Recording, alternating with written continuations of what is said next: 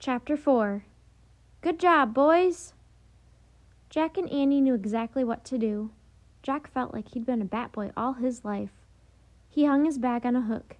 Then he and Annie headed for the equipment trunks lined up near the door. They started with a trunk labeled uniforms. They opened the lid.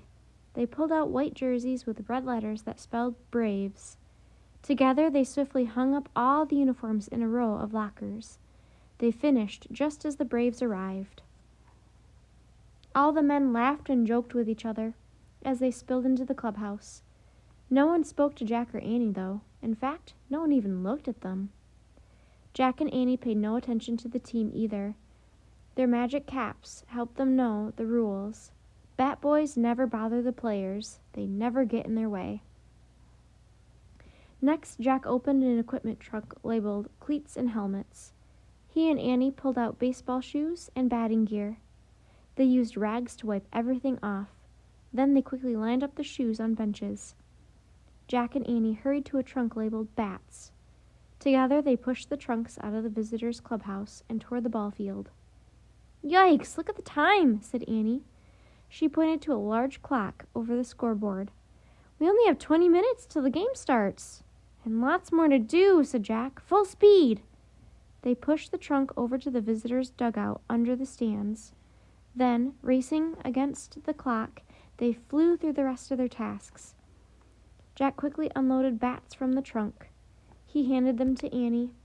She placed them on the shelves of a bat rack inside the dugout. They rushed back to the visitors' clubhouse and unloaded another trunk.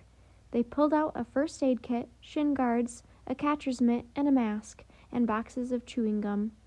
They carried all these things to the Braves' dugout. By now, the home team, the Brooklyn Dodgers, had left the field. The visiting Boston Braves had started their warm-up. The noise in the ballpark was deafening. The stands were full. Hey, Bat Boys! A girl yelled. Get us an autographed ball! A boy yelled. Jack looked up. Kids were shouting at them from the stands. An autographed ball! Please! Please! Sorry! Yelled Annie. Jack shook his head. They both knew the rules. Bat boys never do favors for fans. Jack and Annie hurried back into the clubhouse. They unloaded towels from a trunk. They filled jugs with water from a sink. They packed baseballs into a canvas bag. Then they carried everything to the dugout and put it in all the right places. Uniforms, cleats, shin guards, masks, said Annie. Water, first aid kit, bats, towels, baseballs, chewing gum, said Jack. Anything else?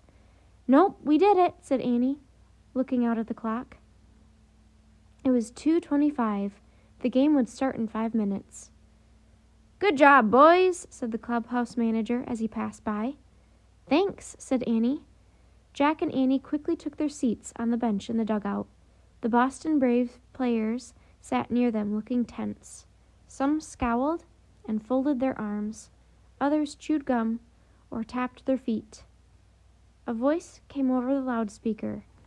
Ladies and gentlemen, please rise for the national anthem. The crowd stood. The players stepped out of the dugout and placed their baseball caps over their hearts. Oh no, thought Jack. He and Annie couldn't take their caps off. If they did, everyone would see them as young kids and see Annie as a girl. Annie took Jack's arm. She pulled him back into a shadowy area inside the dugout. There they placed only their hands over their hearts. Jack desperately hoped none of the players would turn around and notice them. A man sang the Star-Spangled Banner in a deep, rich voice. Oh, say, can you see by the dawn's early light what so proudly we hailed at the twilight's last gleaming? Jack nervously kept his eyes on the flag flapping in the breeze. Hurry, hurry, he thought. Finally, the singer sang the last lines. Oh, say, does that star-spangled banner yet wave o'er a land of the free,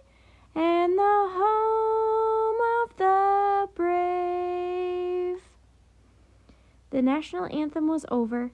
The players all put their caps back on. "Play ball!" roared an umpire at home plate. "Whew," said Jack to Annie, and they stepped out from the dugout. Noise filled the park. Fans cheering, horns honking, bells clanging. "See ya," said Annie. "Yep," said Jack. They both knew exactly what to do. Annie was in charge of bats. She ran to the batting circle. She knelt on the ground, ready to pick up the bats the players dropped at home plate. Jack was in charge of baseballs.